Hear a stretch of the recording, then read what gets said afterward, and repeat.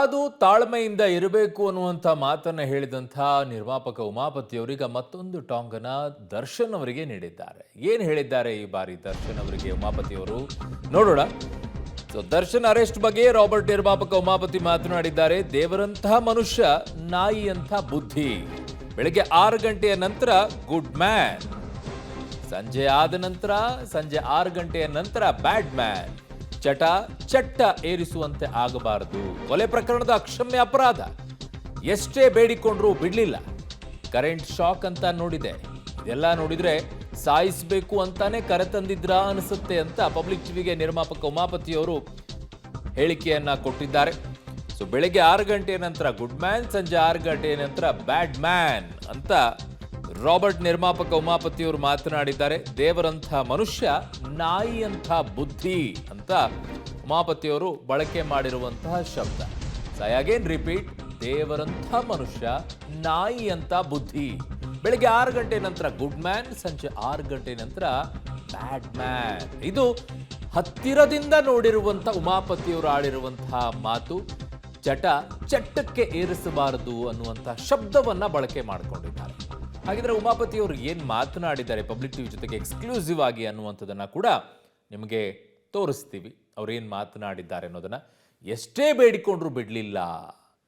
Current shock ಅಂತ ನೋಡಿದೆ ಅಂದರೆ ಅದರ ಅರ್ಥ ಸಾಯಿಸಬೇಕು ಅಂತಾನೆ ಕರೆತಂದಿದ್ರ ಅನ್ನುವಂಥ ಮಾತನ್ನ ಉಮಾಪತಿಯವರು ಆಡಿದ್ದಾರೆ. ಇದು ರಾಬರ್ಟ್ ಚಿತ್ರದ ನಿರ್ಮಾಪಕರಾದಂಥ ಉಮಾಪತಿಯವರು ಅವತ್ತು ದರ್ಶನ್ ಅವರು ಬಳಕೆ ಮಾಡಿದ್ದಾರೆ ತಗಡು ಅಂತ ಹೇಳಿ. ಆ ತಗಡು ಅಂತ ಬಳಸಿದ್ದು ಇದೇ ನಿರ್ಮಾಪಕರಿಗೆ. ಅವತ್ತು ಯಾವ ಉತ್ತರವನ್ನ ಕೂಡ ಉಮಾಪತಿಯವರು ಕೊಟ್ಟಿರಲಿಲ್ಲ. ಇವತ್ತು ಅದಕ್ಕೆ ರಿಯಾಕ್ಟ್ ಮಾಡಿದ್ದಾರೆ. ವರ್ಷ ಆಯ್ತು ನಮ್ಮ ತಂದೆ ತೀರ್ಕೊಂಡು. ನಮ್ಮ ತಂದೆ ಎಲ್ಲ ನಮಗೆ ದಾರಿ ತೋರಿಸಿದ್ರು ಕೂಡ ಕಷ್ಟ ಆಯ್ತು ಸರ್ ನನ್ನ ಕೈಯಲ್ಲಿ ಜೀವನ ನಡೆಸೋಕೆ. ಎಲ್ಲ ಇತ್ತು, ದುಡ್ಡಿತ್ತು, ಎಲ್ಲ ಇತ್ತು. ಆದ್ರೆ ನಮ್ಗೆ ಯಾವ ದಾರಿ ಹುಡುಕ್ಬೇಕು ಅಂತ ಗೊತ್ತಾಗಿಲ್ಲ. ವ್ಯಾಪಾರ ಇತ್ತು, ಎಲ್ಲ ಇತ್ತು. ಅಂದ್ರೆ ಹುಟ್ಟೋಂಥ ಮಗುಗೆ ನಿಮ್ಮ ಅಪ್ಪ ಹಿಂಗೆ ಸತ್ತ ಅಂತಂದ್ರೆ ಎಷ್ಟು ನೋವಿರುತ್ತದೆ. ಆ ಮಗು ಸಾಯೋವರೆಗೂ. ಇವಾಗ ಆಕೆಯದು ಸ್ಟೇಟ್ಮೆಂಟ್ ನಾನು ನೋಡ್ಕೊಂಡು ಬಂದೆ. ಸರ್ ಎಷ್ಟು ಮುಗ್ದೆ ಆಕೆ ಅಂದ್ರೆ ಆಕೆಗೆ ಮಾತಾಡೋಕ್ಕೂ ಬರ್ತಾ ಇಲ್ಲ. ಅಂದ್ರೆ ಅರ್ಥ ಮಾಡ್ಕೊಳ್ಳಿ, ಅವರೆಲ್ಲ ಮುಗ್ಧ ಜನ ಸರ್. ಇವಾಗ ಆತನಿಗೆ ಹಿಂಗಾಗತ್ತೆ ಅಂತ ಗೊತ್ತಿದ್ರೆ ಹೋಗ್ಲಿ, ಆತ ಏನ್ ಮಾಡ್ತಾ ಇದ್ನ, ಆತನಿಗೇನು ಕಾಸು ಸಿಗುತ್ತೆ ಅಂತ ಮಾಡದ್ನ, ಒಂದು ಪ್ರೀತಿ ಅಭಿಮಾನಕ್ಕೆ ಮಾಡದ್ನಪ್ಪ ಸರ್. ಬೆದರಿಕೆ ಹಾಕೋ ಅವಶ್ಯಕತೆನೂ ಇಲ್ಲ ಸರ್. ನನ್ನ ಹತ್ರ ಇವಾಗ ನಿಮ್ಗೆ ಬೇಕಾದಷ್ಟು ಜನ ನಿಮ್ ಕೆಟ್ಟ ಮಾತಲ್ಲಿ ಬೈತಾ ಇಲ್ವಾ ಅವ್ರ ಫ್ಯಾನ್ಸ್ಗಳು? ನೀವು ಬೆದರಿಕೆ ಹಾಕ್ತೀರಾ, ಕರ್ಕೊಂಬಂದು ಹೊಡಿತೀರಾ, ಕೊಲೆ ಮಾಡ್ತೀರಾ, ಕಂಪ್ಲೇಂಟ್ ಕೊಡ್ತೀರಾ, ಅಷ್ಟೇ. ಯಾಕೆ ಇಗ್ನೋರ್ ಮಾಡ್ತೀರಾ? ನಿಮಗೆ ಆಸ್ಕೊಂಡು ಒತ್ಕೊಳ್ಳೋ ಅಷ್ಟು ಕೆಲಸ ಇದೆ. ನಿಮ್ಗೆ ಅಷ್ಟು ಪುರ್ಸೋತಿಲ್ಲ ಅನ್ನೋದಕ್ಕೆ ನೀವು ಇಗ್ನೋರ್ ಮಾಡ್ತೀರಾ. ನನಗೂ ಪುರ್ಸೋತಿಲ್ಲ ಅನ್ನೋದಕ್ಕೆ ಇಗ್ನೋರ್ ಮಾಡ್ತೀನಿ. ಇವಾಗ ಅದೇ ಜಾಗದಲ್ಲಿ ಕಮೆಂಟ್ಗಳು ಹಾಕೋರು ಮತ್ತೊಬ್ರು ಇನ್ನೊಬ್ರು ಮಾಡಲಿ, ಸಮಸ್ಯೆ ಇಲ್ಲ. ಬಟ್ ನಾನು ಹೇಳೋದೇನಂದ್ರೆ, ಏನ್ ನಡೆದಿದೆ ಮತ್ತೊಂದು ಇನ್ನೊಂದ್ರ ಬಗ್ಗೆ ತಿಳ್ಕೊಂಡು ಮಾತಾಡಬೇಕಾಗ್ತದೆ. ನಾನು ಯಾರೋ ಆರೋಪಿ ಬಗ್ಗೆ ಮಾತಾಡ್ತಾ ಇಲ್ಲ. ನಡೆದಿರೋವಂಥದ್ದು ಯಾರೇ ಮಾಡಿದ್ರು ತಪ್ಪೇ. ಆಮೇಲೆ ಮುಖ್ಯವಾಗಿ ನೋಡಿ, ಎದೆ ಮೇಲೆ ಅಚ್ಚೆ ಹಾಕ್ಸ್ಕೊಂಡು ನಾನು ಎದೆ ಬಗ್ಗೆ ತೋರಿಸ್ಬಿಡ್ತೀನಿ. ಇವತ್ತು ಯಾರು ಆಂಜನೇಯ ಇಲ್ಲ ಸರ್. ಶ್ರೀರಾಮನ್ ತೋರಿಸುವಂತ ಭಕ್ತಿ ಆ ಕಾಲನೂ ಇವತ್ತಲ್ಲ. ನಾನು ಹೇಳೋದೇನಂದ್ರೆ, ನೀನು ಬದುಕು, ನಾನು ಬದುಕ್ತೀನಪ್ಪ. ನೀನು ಚೆನ್ನಾಗಿರೋ, ನಾನು ಚೆನ್ನಾಗಿ. ಆಯ್ತು, ನೀನ್ ಏನೇ ತೊಂದರೆ ಕೊಡು, ಎಷ್ಟು ದಿನ ತೊಂದರೆ ಕೊಡ್ತೀಯ? ನಾಯಿಗಳು ಬಗಳ್ತವೆ, ಎಷ್ಟೊತ್ತೊಂದು ಬಗಳ್ತವೆ, ಗಂಟು ಒಣಗೋವರೆಗೂ ಬಗಳ್ತವೆ, ಆಮೇಲೆ ಸೈಲೆಂಟ್ ಹೋಗೋಗಿ ಮೂಲೆಯಲ್ಲಿ ಮಲಗಿರ್ತವೆ. ನನ್ಗೆ ಯಾರೋ ಒಬ್ರು ಹೇಳ್ತಾ ಇದ್ರು, ನೋಡಿ ಸ್ವಾಮಿ, ಇವತ್ತಿನ ಕಾಲ ಹೆಂಗೆ ಅಂದ್ರೆ ಒಳ್ಳೆಯವರ ಇರ್ಬೋದು, ದೇವರಂತ ಮನುಷ್ಯ ನಾಯಂತ ಬುದ್ಧಿ ಅಂತಾರೆ. ಸೊ ಹಂಗೆ ಯಾವಾಗ ಬಿಟ್ಟಾಕಿ ಸರ್.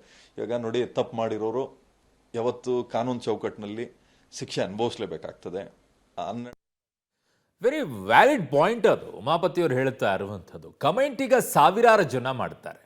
ದರ್ಶನ್ ಅಭಿಮಾನಿಗಳು ಎಷ್ಟು ಜನರಿಗೆ ಯಾವ್ಯಾವ ರೀತಿಯಲ್ಲಿ ಶಬ್ದಗಳನ್ನು ಬಳಕೆ ಮಾಡ್ಕೊಂಡಿಲ್ಲ, ಯಾವ್ಯಾವ ನಟರ ವಿಚಾರದಲ್ಲಿ ಯಾವ್ಯಾವ ಶಬ್ದಗಳನ್ನು ಬಳಕೆ ಮಾಡ್ಕೊಂಡಿಲ್ಲ, ಎಂತೆಂಥ ಸೊಂಟದ ಕೆಳಗಿನ ಭಾಷೆಗಳನ್ನು ಬಳಕೆ ಮಾಡ್ಕೊಂಡಿಲ್ಲ. ಅದಕ್ಕೆ ಉಮಾಪತಿಯವ್ರು ಹೇಳ್ತಾ ಇರೋದು, ಅವನ್ನೆಲ್ಲ ಇಗ್ನೋರ್ ಮಾಡಬೇಕು. ಮಾಡಕ್ಕೆ ಬೇರೆ ಕೆಲಸ ಇರುತ್ತೆ. ಇಂಥವ್ರು ಮಾತಾಡ್ಕೊಂಡು ನಾಯಿ ಬೊಗಳ್ತಾ ಇರುತ್ತೆ ಅಂದ ತಕ್ಷಣ ಅದೆಷ್ಟೊತ್ತನ ಬೊಗಳುತ್ತೆ, ಬಿಟ್ಬಿಡ್ಬೇಕು ಅದನ್ನು. ಬೊಗಳು ಗಂಟ್ಲು ನೋವಾಗಿ ಅದೇ ಸುಮ್ಮನೆ ಕೂತ್ಕೊಳ್ಳುತ್ತೆ.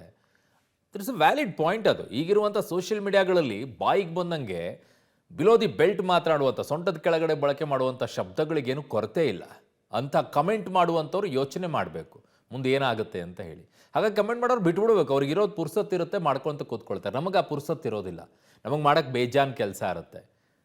ಸೊ ಹಾಗಾಗಿ ಇಲ್ಲಿ ಉಮಾಪತಿಯವರು ಹೇಳ್ತಾ ಇರುವಂಥದ್ದು ಅತ್ಯಂತ ಬಹಳ ವ್ಯಾಲಿಡ್ ಪಾಯಿಂಟು. ಅದು ಹೈ ಪ್ರೊಫೈಲ್ ಇರುವಂತಹ ನಾಯಕರುಗಳಾಗಿರ್ಬೋದು, ಯಾವುದೇ ವೃತ್ತಿಯಲ್ಲಿರಬೇಕು, ಅಂಥವರು ಕೂಡ ಯೋಚನೆ ಮಾಡಬೇಕು, ಕಮೆಂಟ್ ಮಾಡೋರು ಕೂಡ ಯೋಚನೆ ಮಾಡಬೇಕು. ಬಟ್ ಅವರೊಂದು ಮಾತು ಹೇಳ್ತಾರೆ, ಅದು ತುಂಬ ಚೆನ್ನಾಗಿದೆ.